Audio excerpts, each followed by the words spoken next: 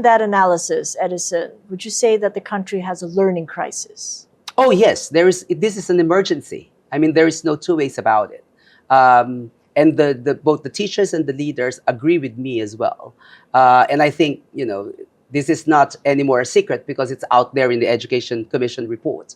So there is a deep learning crisis, and it's systemic. It's not something that you can, put a plaster on or a bandage on and it will just go away. There has to be a comprehensive strategic approach to the learning crisis in the Philippines. But this is the first time we're hearing it from somebody who is an inspector in the UK. You've inspected like 200 schools in the UK, closing them when they're not staying at par. Yes. What are you finding are the similarities and differences, and how are you applying the knowledge you have to the Philippine setting? And is it applicable at all? Is it fair to compare us with a developed country's educational status? Yes, education are comparable. And you know what, Cathy? Because we're dealing with kids. We're talking about the future of the children. To say that, to say that we cannot develop the education in the Philippines as well as they are developed in the United Kingdom or the other high-performing jurisdiction is actually to accept that the Filipino children deserve less. And that there is some sort of immorality in that. So, I think what people need to understand is that given the resources, we need to make sure that the children are getting the best out of whatever the education system can offer. And I think in the Philippines, the question is not just a poverty of finances. It's those systemic issues within the system itself that needs to be addressed. Name us those systemic issues. You've mentioned that you've given recommendations to the inner school that you've inspected. What would be the one or two things that can be addressed in the immediate? Yeah, well, the first one, and I think the Education Commission actually wrote it in the first 5 pages, which is reading.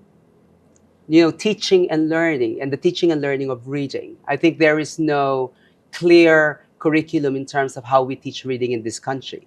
And the teaching of reading is not anymore a secret in the modern world. In the last decades, there is, a whole body, interdisciplinary body there. There's a huge body of evidence from a lot of different fields of science in neurosciences, cognitive psychology, linguistics, and education. It has already spelled out the most effective way to teach reading, and that is through phonics instruction. And we're not doing that yet here. I'm seeing snippets of it. But phonics is not a snippet. Phonics has to be systematic. It has to be planned. And it's not there yet. And that is very important, I think. I think I already spoke to you about it. There's no even pretending of trying to learn the different disciplines in the school, like history, geography, and science, if you can't read. Because most academic reading is actually written reading. So you have to be able to read. And also, reading has to be explicitly taught. Because, evidence and science tells you that reading, unlike speaking is a natural process. You don't have to be taught to be able to speak, because you learn it naturally. But reading is not. You have to be taught explicitly and systematically. And that can be addressed in the immediate. It is urgent, but it can be done. And you say you've seen snippets, but you'd rather to see something more expansive and comprehensive. How then can you scale up this messaging? Yeah.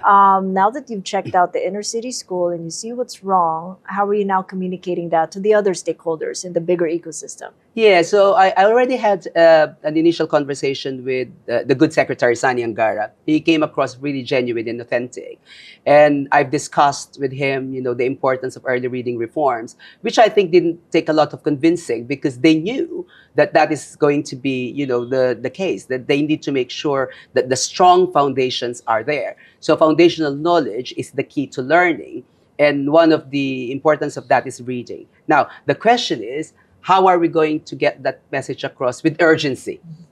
Because in an emergency, you don't wait for a year, you don't wait for 2 years. Actually, in an emergency, if you go to the hospital, in an emergency, you want to be seen in at least the hour. So how are we going to convey that message that it is urgent? I think people just need to look at the Education Commission report. So if 9 out of 10 pupils are not reading, if that is not emergency, if that is not urgent, then what is it? And I think that's the message that I want to convey across. This is not a matter of ideologies. This is not a matter of, theories. This is not a matter of what they think about the language policy. This is a matter of emergency for our pupils to be able to read at the correct age. Because there is, there's evidence out there, not only in the modern world, but especially in vulnerable, in disadvantaged communities, where if a child is not reading at least at the age of 7, they are already significantly, and that's the operative word there, significantly disadvantaged compared to their peers who are reading. And the sad thing about this, Cathy, is I'm sure of those 91% of pupils who are reading, most of them will be from public schools. So they are already born with disadvantage, and we disadvantage them further by denying them access to a wider body of disciplines because they can't read. It's heartbreaking, it's saddening, it's sobering.